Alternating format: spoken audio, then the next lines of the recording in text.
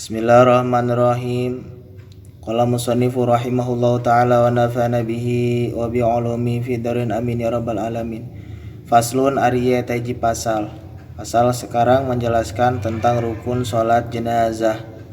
Arkanu salatil janazati ari pirang-pirang rukun salat jenazah. Sab'atun etaya 7. Al awalu ari nu kahijina aniyatu eta niat. Asani ari nu kaduana arba'u takbiratin eta opat pirang-pirang takbiran. Asalisu ari nu katiluna alqiyamu eta nangtung alal qadiri ka jalma nu kawasa. Ar-rabi'u ari nu kaopatna qiraatul Fatihati eta maca surat Al-Fatihah.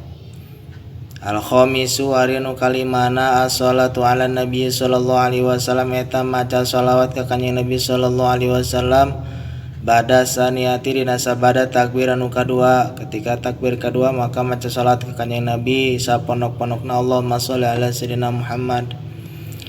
As-sadisu ari anu kagenepna addu'a eta ngadoakeun lil mayiti pikeun mayit ba'da salisati dina sabada takbir anu katilu. Takbir anu katilu nyaeta maca doa pikeun mayit sapendek-pendekna Allahumma ighfir lahu Allahumma ighfir laha kitu.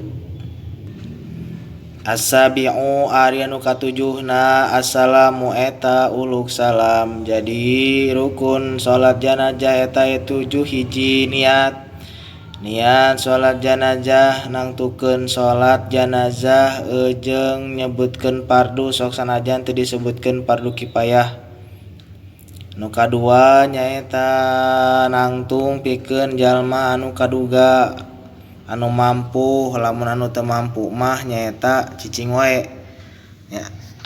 Terus takbirna 4 kali. Dina nomor kadua takbir 4 kali, 4 takbiran teu aya rakaatan nya jumlah salat jenazah mangan 4 takbir. Katilu maca Al-Fatihah, kaopat maca sholawat ka kanjeng Nabi sabada takbir anu kadua. Kalima ngadoakeun ka mayit supaya dihampura dosana sabada takbir anu katilu. Kalima maca sholawat ka kanjeng Nabi. Kagenep ngadoakeun ka mayit. Katujuh salam. Wallahu a'lam.